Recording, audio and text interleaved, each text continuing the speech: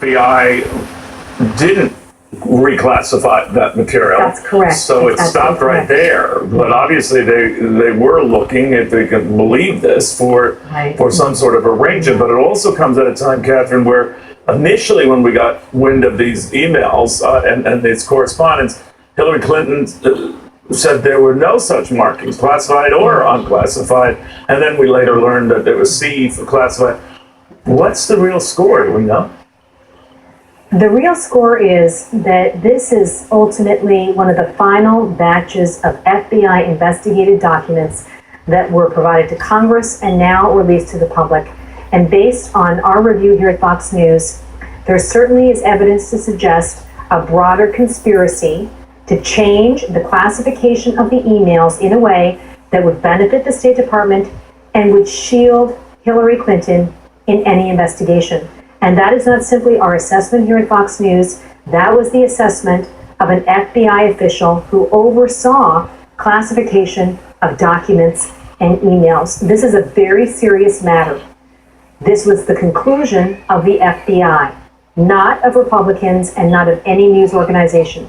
And we will see, based on our reporting so far, there will be hearings after the election. After the election. As well as the insertion of lawyers who worked for Hillary Clinton's personal attorney, David Kendall, at the State Department that circumvented the professionals there, and they were tasked with handling the emails. And based on the 302s, there's evidence that their job, again, was to change the classification markings in a way that would benefit the department and that would shield Hillary Clinton. Wow. All right, Catherine. Now to Judge Andrew Napolitano, what he makes of all of this. That sounds like pretty serious stuff, Judge.